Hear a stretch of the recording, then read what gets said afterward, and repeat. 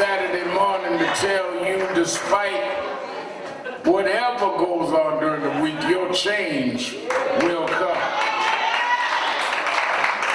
Certainly we're happy to be with you another Saturday morning for the Saturday Action Rally for you that are here live in the House of Justice, 106 West 145th Street in the village of Harlem, and you that are listening live on 1190 WLIB AM in New York, and you that are watching live stream and that will be watching us worldwide on Impact Television. We're happy to be here with you another Saturday where the action is. Give a hand to our presider, Attorney Michael Hardy. And certainly we enjoyed the inspirational message by Pastor Jason Jennings. Pastor Jennings gave us a great inspirational message. Peter on the water. A lot of y'all missed that. He wasn't taking lessons in water walking. A lot of y'all try to be water walking experts. The objective was to reach Jesus. You go fill up your bathtub and be practicing how to walk on water. That wasn't the objective. And a lot of us get more caught up in the means rather than the end. Some of us had to walk on water. Some of us had to take broken pieces. We all come different ways, but keep the objective in mind. That's why a lot of you never get nowhere, because you forget where you headed. I tell people all the time that in order to arrive, you have to first be sure of your destination. You can't ever arrive without a destination. I travel a lot. Go to the airport. First thing you need before anything else is determine where you're going. You can't buy the ticket. You don't need to show your ID, because they're not going to sign you to a gate till you first say, this is my destination. And the reason many of us can't get anywhere in life is we haven't figured out where we're trying to go in life. People come to me all the time, Reverend Al, I just don't feel like I'm getting nowhere. Okay, where you headed? Well, I don't know. When you figure that out, you come back. I can't figure out for you where you want to go. I can help you try to get there once you figure out where you're trying to go. If I agree with it, you may want to go where I don't think is appropriate for anybody to go. So I think his message about Peter was very timely, and we give him another hand.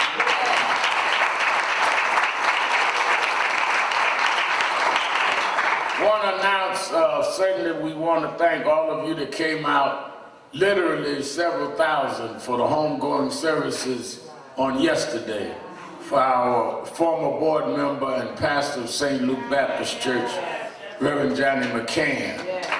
And the church was overflowing in the rooms that were provided, even for the overflow, showing a love for a man. All of us coming and giving remarks, and I was real proud. Minister Tyrone Richardson did one of the songs and stirred up the place. He don't sing like that on Saturdays. I don't know. Johnny must have really got to him. I had to look at old Tyrone walk down yesterday. And he even had Attorney Hardy waving his hand. And Attorney Hardy didn't grow up in that kind of church. But we certainly, the challenge now is that we must continue as a community to support the McCann family and St. Luke. Everybody show up to the funeral, but it's 3-4 weeks later that you'll find out who your friends are.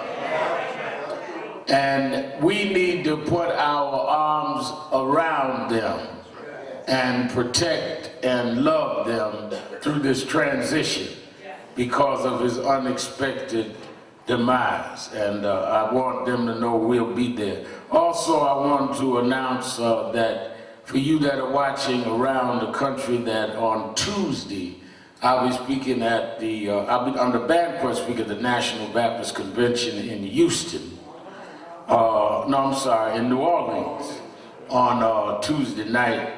And then on next Sunday, be with our chapter preaching in Houston, Texas. And so we got a busy week. National Bank Association in California, Laguna Beach, California, Friday, but I'll be back here next Saturday before we go to Houston. I'm also proud to announce the Congressional Black Caucus is honoring me with the Harold Washington Award this year.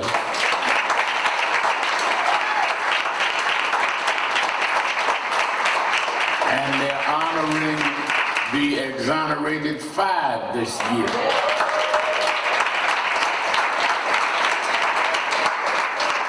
So Corey Weiss and I are getting our tuxedos and going down there to the Congressional Black Caucus and get our awards, and we are grateful to that. It's a big honor with all the members of the black members of Congress giving us that award.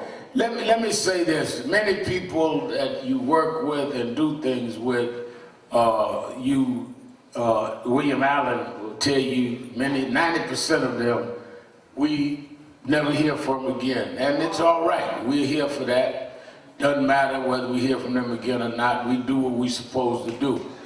But every once in a while, you meet people that really say that I'm grateful, thankful, and want to always let you know we support you. And I have gotten 2 calls in the last several weeks. Many of you remember we took a position for A$AP Rocky to get out of jail in Sweden, where we felt it was wrong and felt that it was an injustice that should be raised from his community. And later President Trump got involved, and I said then that was all right. Trump and I could agree on something once every 5 years. And but his mother came, and members of the other families came, and we stood with them and were glad of it. And when Trump came out, people started calling me the press, "What you think?" And I said it was good. If I had said something negative, they would have put it all over the front page.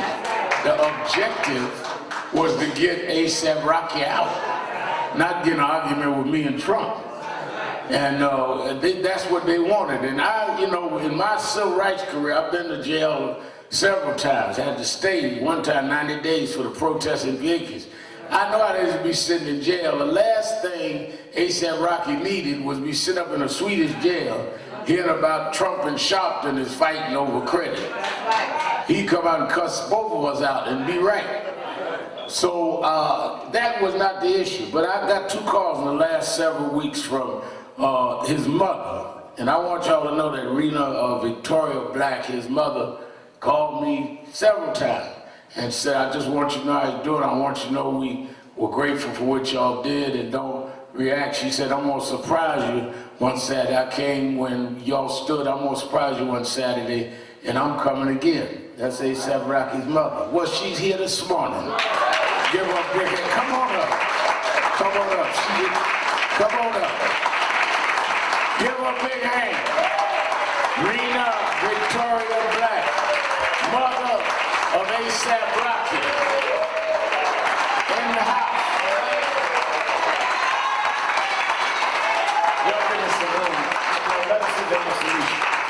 Let us sit up here with the Garner family. Gwen Carr's here, the mother of Eric Garner and Leisha, his sister, and his son, Eric Garner Jr. Let us sit up here. We're glad to have her in the house. Isn't that wonderful?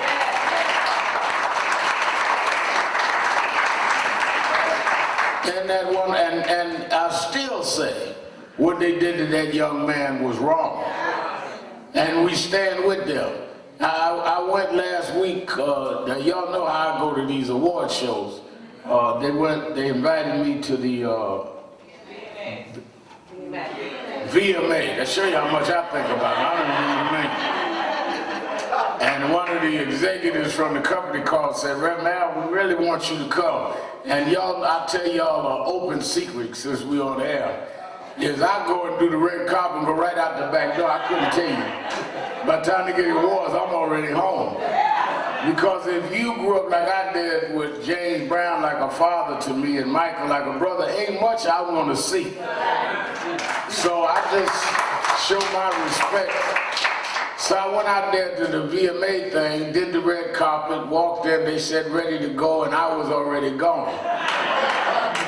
But one of the things that I have learned is that many of us get more caught up in the show than the show business.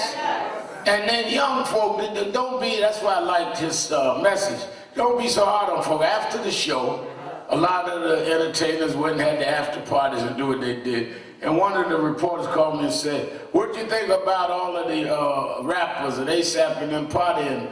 That's what 24-year-old folk do. I mean, they're not going to go to the VMA and go to the prayer meeting.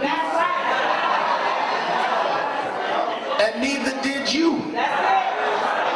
And some of us went to the prayer meeting and then went to the party.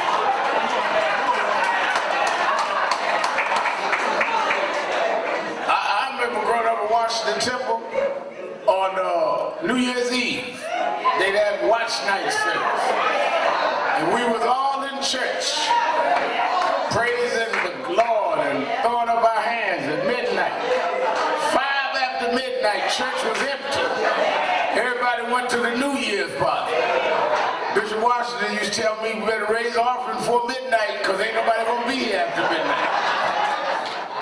So don't be so forgetful that we all been young and all have had our fun. And that's all right as long as we do it within the boundaries that we're supposed to do it. But don't be so crazy that you forget you was young too. I go to places. I was at a church not long ago, Pastor Jennings, and man got up during the testimony service and said, I'm 80 years old, and I thank the Lord, the things I used to do, I don't do no more. I got up behind him and said, things you used to do, you can't do no more.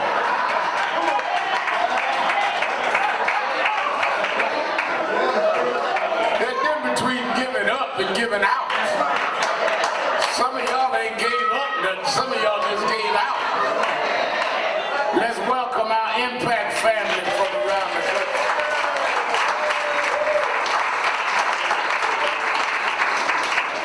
Also, I want to celebrate that this past Thursday was the 8th anniversary of my MSNBC show, Politics Nation.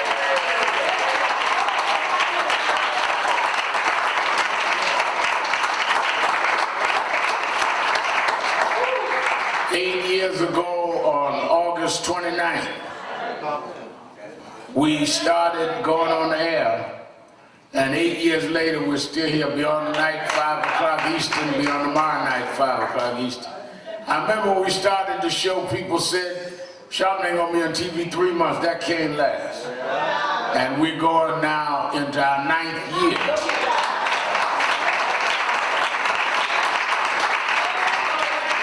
But it goes back to Jennings' message. The objective was to speak truth to power.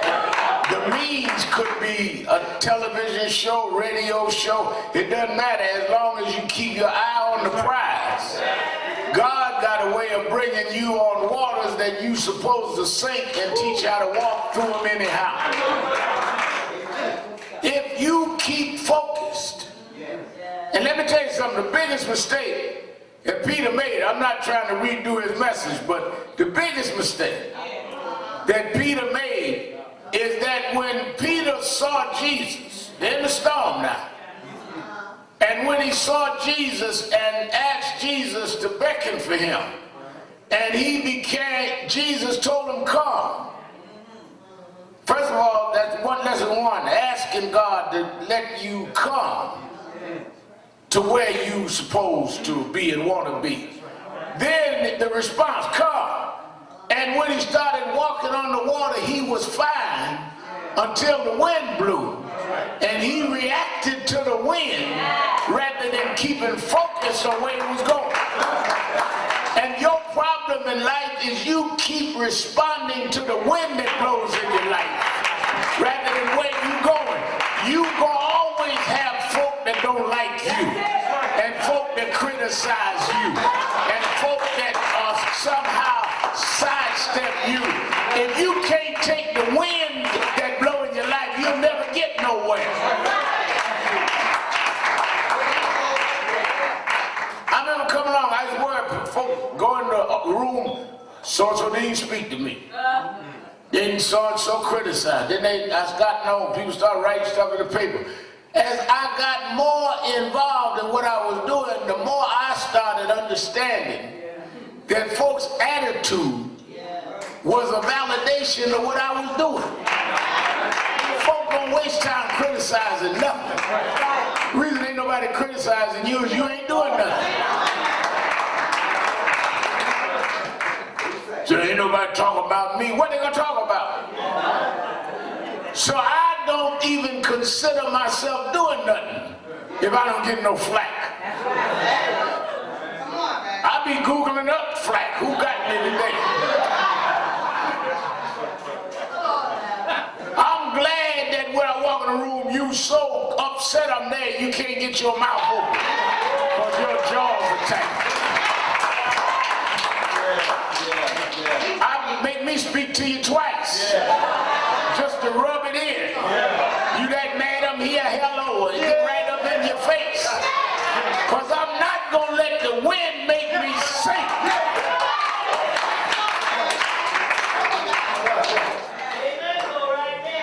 And all of us need to learn that Peter message. There's a real message there.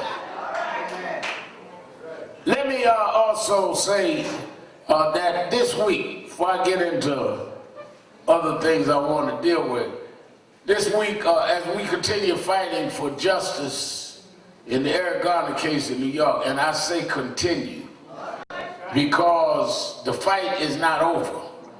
You see his family, his mother, his sister, and his son is here with us as they've been every week. And we've been together 5 years since it happened, and we're going to be together as long as it takes.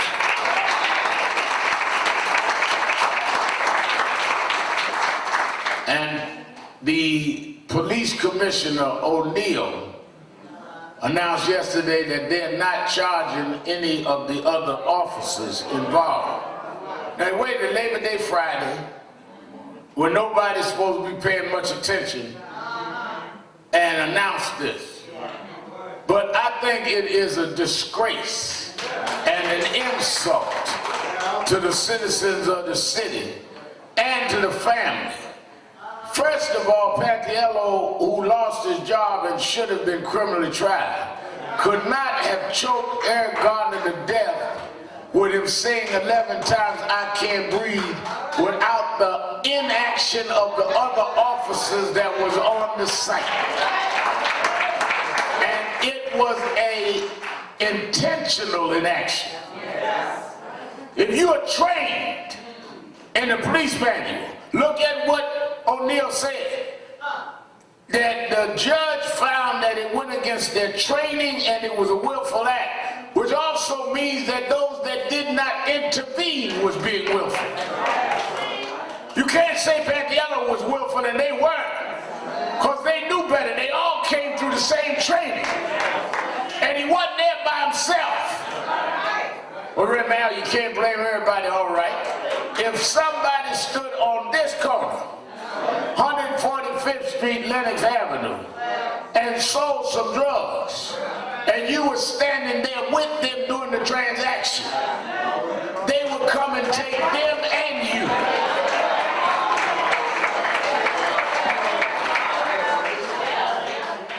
All you had to do was be present. So if they were present and didn't stop what was going on, and we've seen the videotape, unfortunately the family had to watch it over and over again. They never even verbally said, "Stop that." There was no objection, no protest. And for them to walk away is wrong and a disgrace. And I'm saying it Labor Day weekend and every other weekend, we are not going to stop after every one of them that are involved.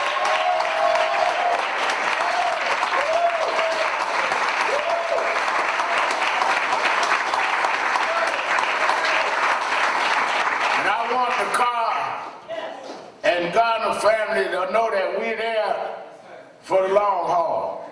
And I want to say that while President's watching, we're on live television, this is not over. And then this stuff about the police gonna have a slowdown. I want y'all that arrest went down since they fired Patiella. So let me get this right. If somebody violates police policy, is caught on tape killing a man unarmed, that says I can't breathe 11 times, you gonna stop enforcing the law on everybody else? Then you ought not be in the police department. I mean, think about that now. There's a law. Police violated the law. And I'm gonna protest, but I'm gonna stop dealing with all this. I'm gonna stop being an officer of the law. We can't tolerate that. So we've got to keep this fight going. O'Neill should have gone after every one of them, but we're looking into with the lawyers and other groups how we can go with lawsuits or whatever it takes. And then the congressional hearing that we've asked, that we supposed to get in September, I believe that has already been set with Congressman Nadler. We are not going to stop. This is not over. Justice for Eric Garner. Give another hand.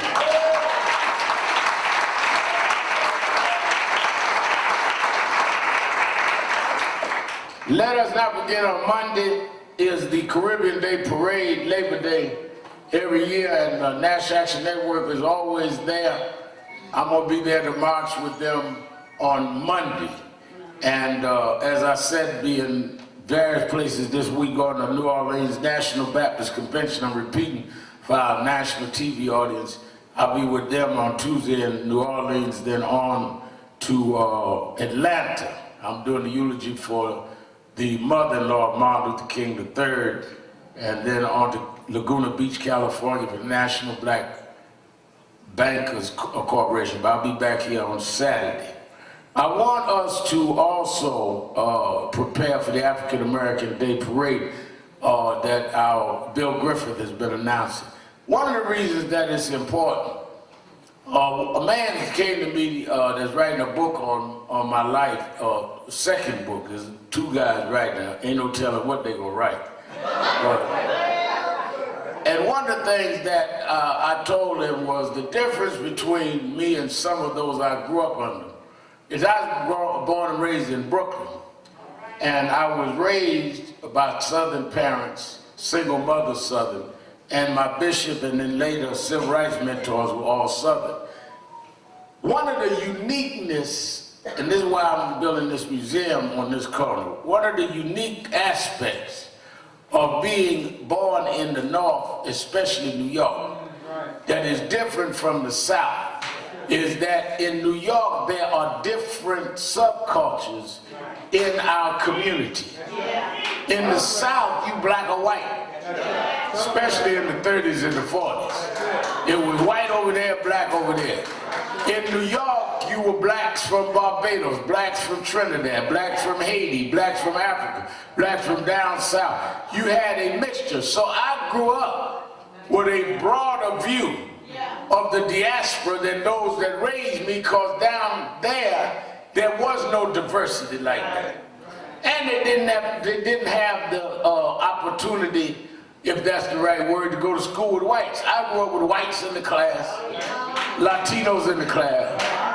So I wasn't all enamored by that. And I understood that we must celebrate all aspects of blackness. So by the time I got to junior high school, I was reading Garvey from Jamaica as much as I was reading Dr. King from Atlanta.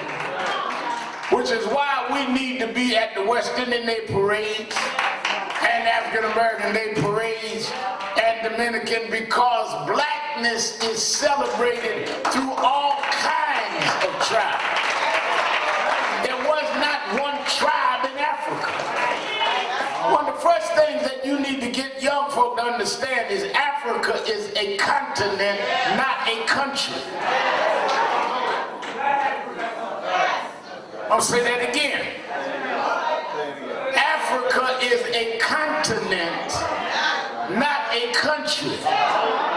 So there is a difference between those in Nigeria and those in Uganda and those in Ghana. Those are nations in Africa. We talk about Africa like it's one country. And we talk about our community like we all the same thing. We are all of the same race, but we celebrate our race in different cultural nuances, which is why we ought to be there for all of them. That's why I love to go to all of that, because we need to get past all of that. I remember when folk would divide us by that. You can't deal with none of the West Indians. Watch out, Nigerians are slick. Folk from Brooklyn, hoodlums. Folk from Harlem, dangerous. All that, I mean, and all of that comes out of a slaveocracy. That's what go right back to that Willie Lynch thing. Is they raise and train and cultivate slaves to fight each other. We get that in the movement. You can't get four of us together without finding a reason to fight. That's a slave mentality. Y'all scared to have family gatherings. Of course, you know somebody gonna start fighting. And there is never the will to heal.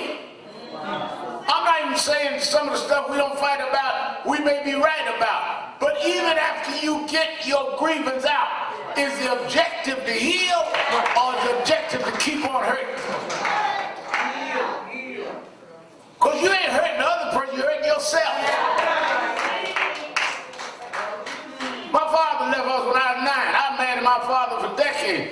Finally, somebody kept pushing me. You need to reconcile with your father. And I did. And one of the reasons I did, it was too much weight for me to carry. I didn't do it for him, I did it for me. I don't need to be running around here with all this anger in me.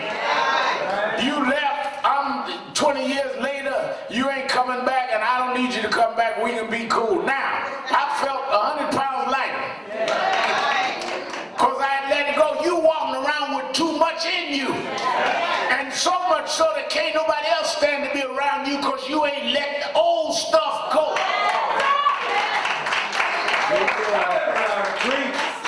And it don't make you wrong. But even being right is wrong if you hold on to it too long. That's why they make toilets. You're supposed to release yourself. If I wasn't on the air, I'd tell you what you was full of if you don't go to the toilet.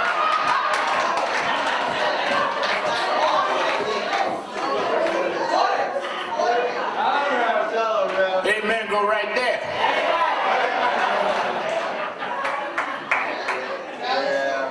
We must, as part of the process of fighting for our rights, get past what holds us back.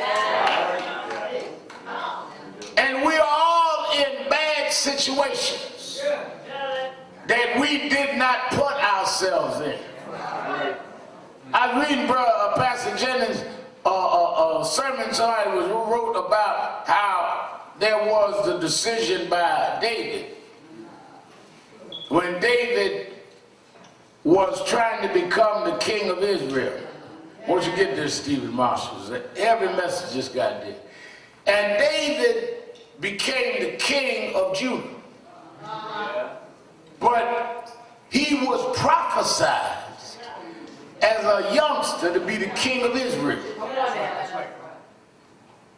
Say that again. Now, he was the king of Judah, but the prophecy was he'd be the king of Israel. Samuel had come to his daddy's house, Jesse, and said that one of your sons would be the king of Israel. And he became king of Judah, but not the king of Israel. Saul, who was king of Israel, who became envious of David and wanted to kill David. Sometimes folk you look up to may be plotting against you. Everybody that you in the army don't mean they like you to succeed. When David killed Goliath, Saul liked that. But as David kept growing, Saul got jealous. One day they were marching through the streets, and the people said Saul killed his thousands, but David killed his tens thousands. And rather than Saul be proud of a young soldier coming up under him, he became jealous of someone in his own troop. But God always got a ram in the bush every time Saul plotted against David. Saul's sons, Jonathan, would slip off and tell David, be careful now, because daddy trying to do this, that, or the other. Well, David got down the journey of his life and became king of Judah, but wanted to become the king of Israel. And he sent his folk and said, who is left in the house of Saul? Because if you get in this Bible thing deep, this is what comes you right back into African history, is that God deals in houses. That's why any solo artist ain't going nowhere. House of David, house of Abraham, house. What house do you come out of? What train of thought? We had different houses in our community movement. You had the house of Garvey and nationalism, Elijah Muhammad and others. You had the house of Dr. King. A lot of y'all are homeless. Don't come out no house. Just try to run between houses, hustling everybody. Nothing more erratic and unstable than a homeless try to be leader. Ain't a member, nothing, don't represent no train of thought, don't have no grounding nowhere, just run around trying to be famous. You trying to build a brand rather than build a movement. David asked, is anyone left in the house of Saul? And he said, yeah, but you know, he's way down and he's crippled. I think the Bible says lame in both feet. David said, go get him. He said, what? Go get him. And they brought this man into David. Yeah. And David looked at him and said, you are the son of Jonathan? He said, yes. He said, why are you way down there? He says, well, lost everything. He said, well, let me tell you what I'm going to do. I'm going to give you back all the property and farmland and possessions of the house of Saul. That's right. And even though you crippled and can't work the land, I'm going to make my folk work the land and give you the profits. Why? Because I cannot be king of Israel unless I pay homage to the house of Saul. There are two messages in there. One is, when you dig deep in the scripture, the reason Jonathan's son was lame is because when he was 5 years old, he was dropped. Nurse, the one holding him, dropped him, and the way she dropped him, it crippled both of his feet.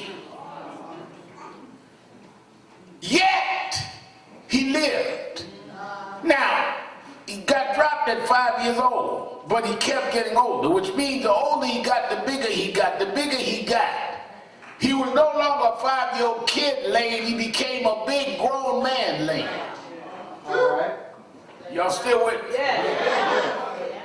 Some of the people that you look down on, some of the people that act erratic to you, some of the people that you can't figure out how to relate to and call them crazy, it's cause they were dropped by other people. They did not cause their condition.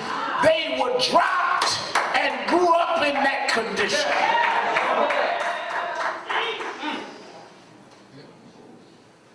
David understood that and said that I'm going to give you your inheritance even though you can't work for it. Said, well, what you going to do with him, David? I'm going to sit him at the table, the king's table. He's going to eat with me. And every time we eat, he's going to sit there. And don't talk about he can't walk because his legs will be under the table. He's going to look like everybody else at the table. Even though you've been broken, even though you've been unfairly paid, even though you got things you didn't deserve and they broke you down, if you hold on long enough, God will give you a seat at the table.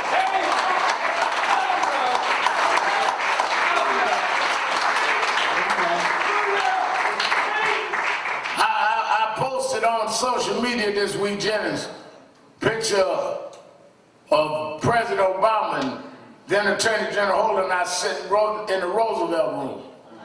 I thought about that when I read the sermon, that I grew up in a broken home. I didn't break it, I was a kid.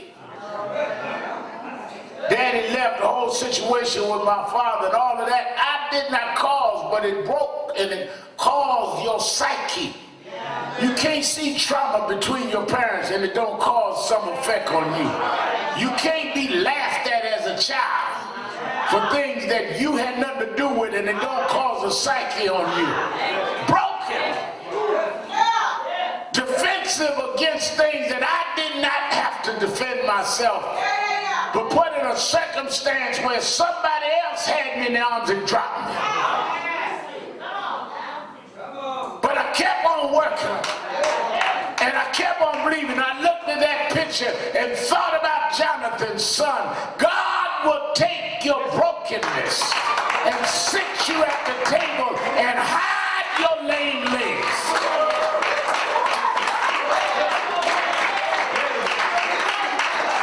Just because you're broken don't mean it's over.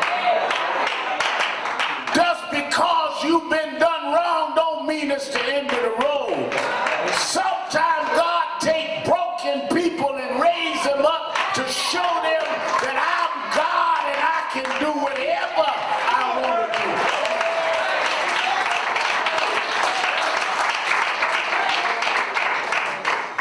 do. That's why when they stop Monday talk about Labor Day, all of the movies and all of the sitcoms was on the wealthy, the glitzy. But it was laborers that built this country. The oil tycoons didn't make the oil industry. It's those that dug in the ground and risked their lives and got the dirt and the soot over them and inhaled the unhealthy gases. That's who built this country. Auto industry that was the biggest part of this American economy for years. It was those that were on the lines in the auto industry that made the cars. It wasn't the guys up in the C-suite.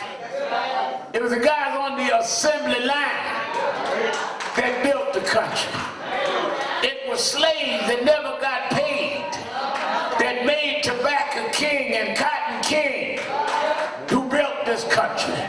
And you run around admiring folk in the pinstripe suits and the big title who ain't never built nothing.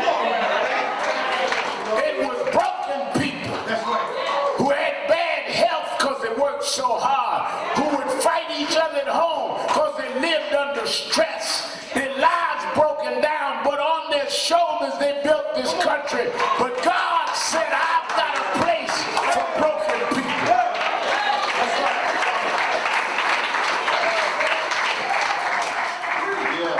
Sometimes they come home and take out on their wife and children or their husband and children. Yep. And cause great pain. Why? Because they can't talk back into work. Because they need to be Kool-Aid to get the little money so they can take care of their family. So they explode at home at night. What was pent up in them at the workplace. And rather than understanding, we learn how to fight back. Never understanding that you're just exhaling a lot of poison that you inhale. And you never sit down and say, I'm really not mad at each other. I'm mad at the conditions we in. That's why we need to organize together and deal with our group pain. That's why I like Charlemagne the God and them talk about a lot of us need to be dealing with our own internal pain. You need to quit running away from you hurt. Because all of us been hurt. And some of our hurt is self-inflicted. Hello. Some stuff you've been through and some stuff you put yourself through. The one thing that is different about human beings, I put this marshal on social media sport. Human beings and animals is God gives us a choice. Animals just embrace who they are. You ain't never seen a dog go meow, meow, meow. You ain't never seen a cat barking. They're clear who they are. But human beings have a decision they can make. It can be the wrong decision, but it's up to you. And that's been since the beginning of time, according to the scriptures. Adam had a decision. Now think about that. I want to go there and I'll let you go. The decision was, don't eat the forbidden fruit. Now a lot of us run past that too quick. First question that one would ask is, well, if the fruit was forbidden, why did God let it be in the garden in the first place? Well, so I always have one of them minds where I'll be like, wait a minute, don't go too fast. When I was in school, I used to teach women, don't rush past it. I gotta ask them. Why, if it was forbidden, was it in the garden in the first place? Wouldn't it have been more simple to keep it out the garden? The reason it was in the garden is because God will always test you on your own decision rather than make the decision for you. If the story of Adam was a forbidden fruit in the beginning, in the genesis of the Bible, then it must mean there's going to be some forbidden fruit in your life. Hello? If that's how we started, then what you think is not going to happen to you?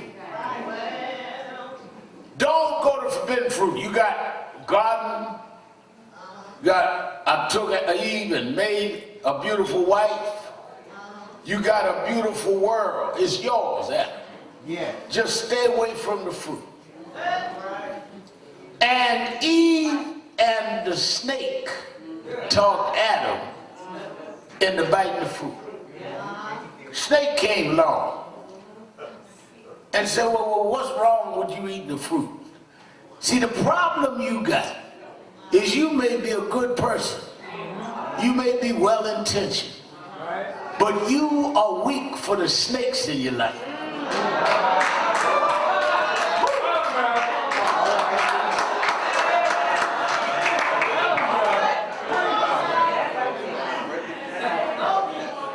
And let me tell you something, all snakes don't get on the ground and wiggle. They dress up, put on the right cologne and perfume. They know how to rap the kind of talk you like. They make make you feel irrelevant if you don't. Snake know how to bite you. Snake lures you in. So they don't tell you, you know, don't do this or that. Oh, you got to be relevant. You ain't what's happening. That's snake talk.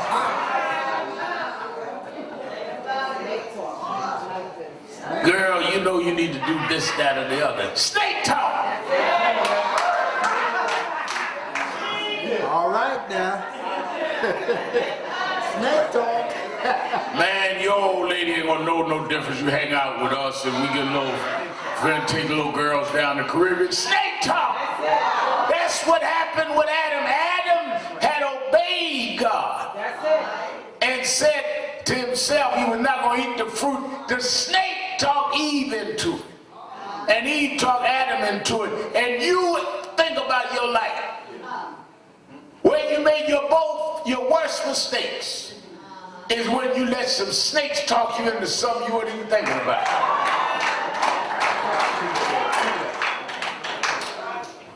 I mean, the whole basis of humanity, according to what we believe that a Christian was based on that.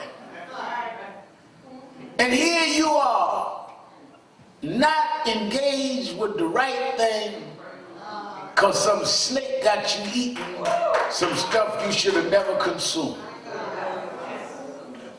So here we are, 2019. Everything our forefathers fought for in our hand, in our lifetime. Seen us go from the back of the bus to being on the board of major corporations. In our lifetime, seen us go from being in segregated music halls, where they called it race music and chitlin circuit, to where now white kids are imitating our music all over the world. In our lifetime, we've seen us going from not being able to vote to electing and re-electing a black man the president of the United States. In our lifetime, we've seen us go from just being on welfare and hustling dimes and quarters to seeing black billionaires paying the college debt off in historic black colleges. In our lifetime, we've seen where Althea Gibson played tennis and got no recognition, and two black girls, the Williams sisters, come and rock the tennis world. In our lifetime, we've seen mountains move. We've gone through mountains and gone over valleys. But then the snakes come out. You're in the garden, but the snake is in there with you. And the snake start telling you Obama ain't black enough.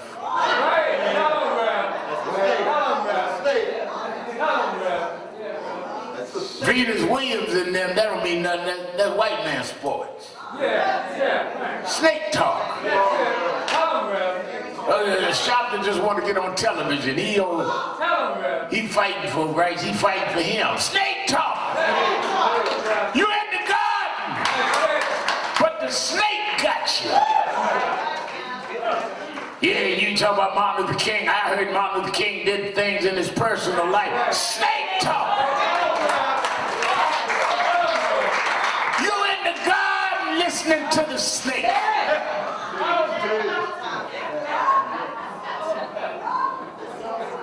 You right there. And once you listen to the snake and go ahead and grab that fruit, take a bite,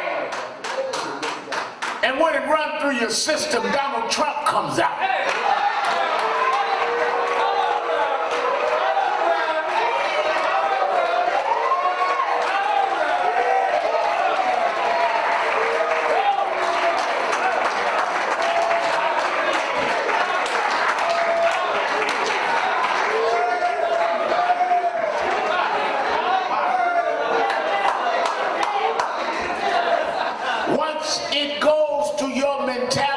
Results is people like Trump that will break the garden down.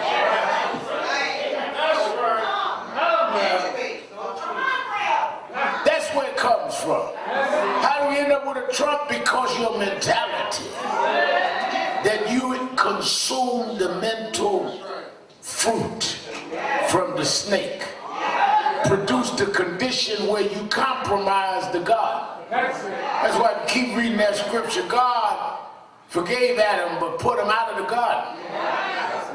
Why did he put him out of the garden if he forgave him and he loved him? Because even though I love you, you disobeyed me. And I got to put you out of the garden to save the garden.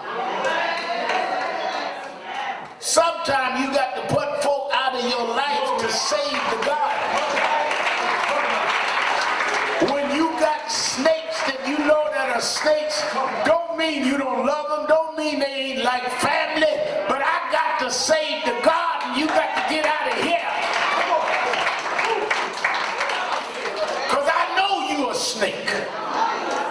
You're my snake. You're my favorite snake. I like the way you curl up. I like your curves.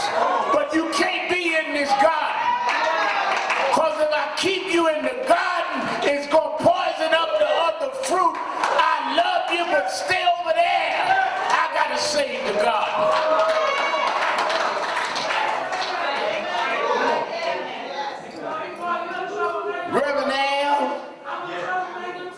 Reverend Al,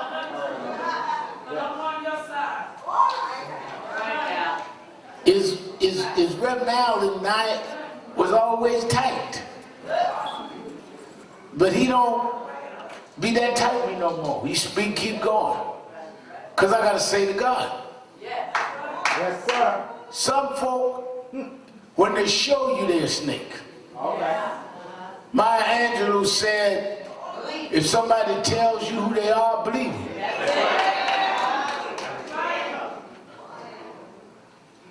Don't resist the challenge of being tested. Use your strength to pass the test. And don't think you're not going to be tested. And the higher up you go, the harder the test.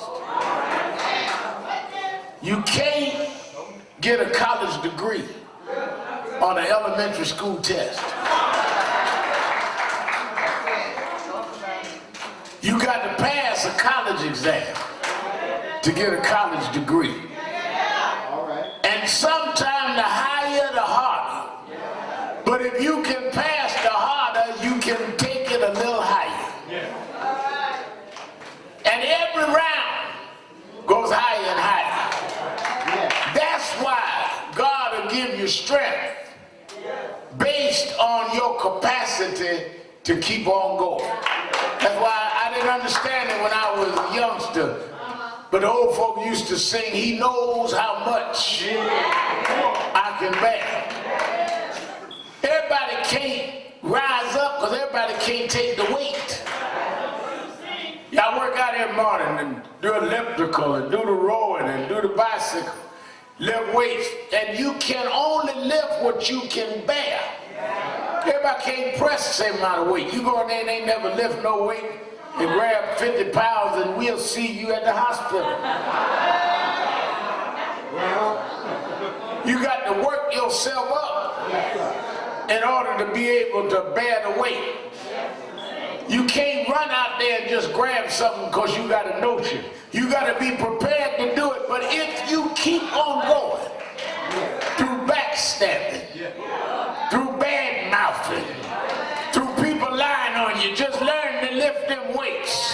To people ignoring you, lift those weights. To people not giving you credit for what you did, lift those weights. The more weights you can lift, the more weight you can take. If I can't get by your mess, how am I going to fight Donald Trump? The reason I can handle Trump is I learned the slights and the backstabbing and the betrayal of you. You thought you was hurting me. You would get me in shape for the big fight.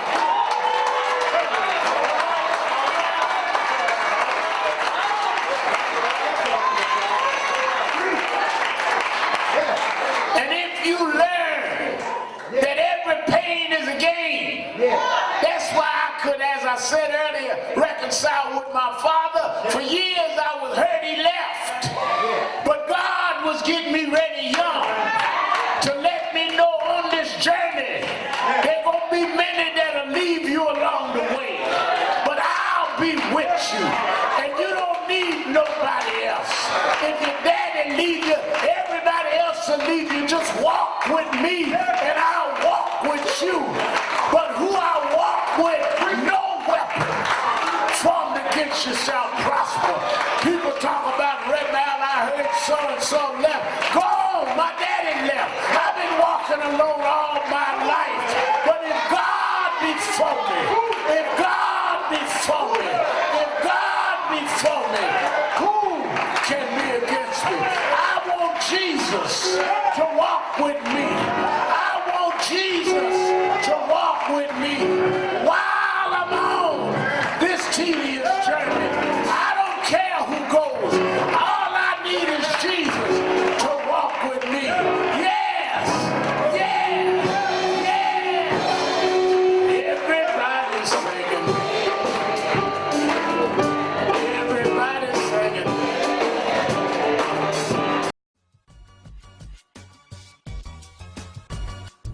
Civil rights didn't write your resume, but civil rights made somebody read your resume.